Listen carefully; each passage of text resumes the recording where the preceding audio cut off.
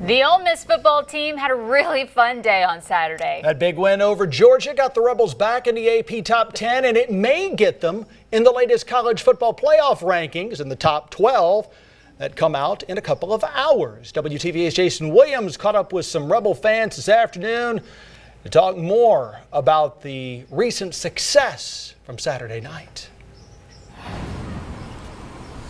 Thanks, Craig and Emily. I'm currently live in the square, and I'm sure this place was buzzing this past Saturday night as they not only beat number 3 ranked Georgia, but they did it in dominating fashion as they took down the number 3 ranked Bulldogs 28-10. And that was the signature win that really this fan base had been waiting on, especially since Lane Kiffin had gotten here. He came close a couple times against Alabama when they came to Oxford, but hadn't been able to pull it off.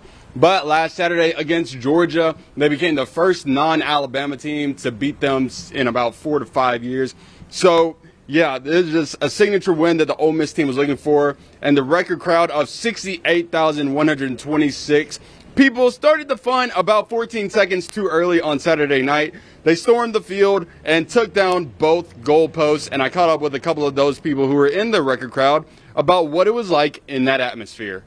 We had a good old time. It was me and my dad. We both rushed the field together.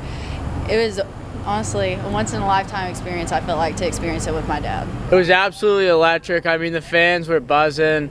I think the players and the whole team knew the energy in the air was just unmatched, and the Rebs were just hot that day.